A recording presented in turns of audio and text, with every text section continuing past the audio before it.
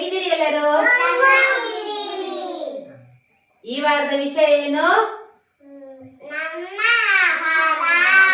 ಮತ್ತು ನೀರು. ಈಗ ನಾನು ನಿಮಗೆ ಕೆಲವೊಂದು ನಮ್ಮ ಆರೋಗ್ಯಕ್ಕೆ ಒಳ್ಳೆಯಾದಂತ ಆಹಾರಗಳ ಹೆಸರನ್ನು ಹೇಳ್ತೇನೆ. ಆಗ ನೀವೇನು ಹೇಳ್ಬೇಕು? Yes yes S.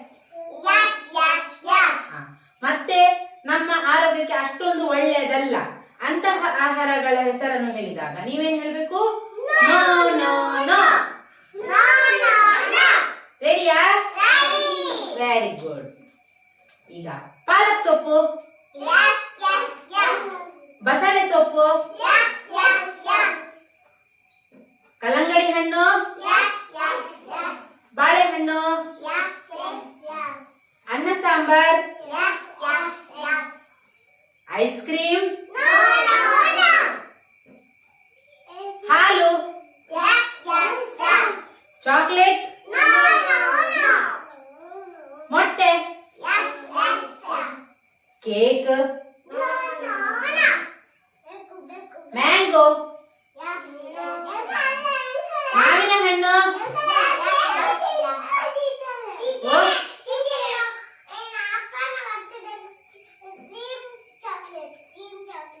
ಹೌದಾ? ಬೆಂಡೆಕಾಯಿ, ಹೂಕೋಸು, ಬದನೆಕಾಯಿ, ಚಾಕ್ಲೇಟ್, ಚಿಪ್ಸ್, ಬಿಸ್ಕಿಟ್ಗಳು. ಬಿಸ್ಕಿಟ್ ಬೇಡ ಬೇಡ ಬೇಡ.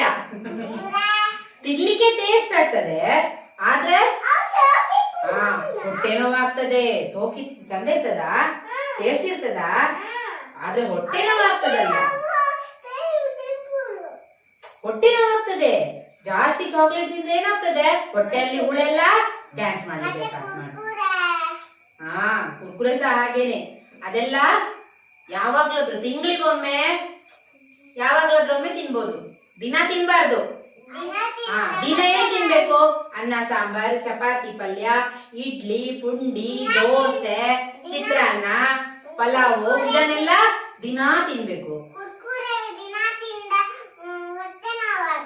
ಹೌದು, ಹೊಟ್ಟೆ ನೋವಾಗ್ತದೆ. ಐಸ್ ಕ್ರೀಮ್ ಎಲ್ಲ ತಿಂದ್ರೆ ಶೀತ, ಜ್ವರ, ಕಫ ಎಲ್ಲ ಬರ್ತದೆ. ಪಲಾವ್ ತಿಂದಿದ್ಯಾ? Very good. ನೋಡಿ, ಲಿಶಾನ್ ಪಲಾವ್ ತಿಂದಿದ್ದಾನಂತೆ. ಚಪ್ಪಾಳೆ ಹೊಡಿ ಅವನಿಗೆ. Very good. ಒಳ್ಳೆ ಒಳ್ಳೆ ಆಹಾರವನ್ನು ತಗೊಳ್ಬೇಕು. ನಾವು ಶಕ್ತಿವಂತರಾಗಬೇಕು. ಹೇಗೆ? ಉಂಡೆ ತಿನ್ಬೇಕು.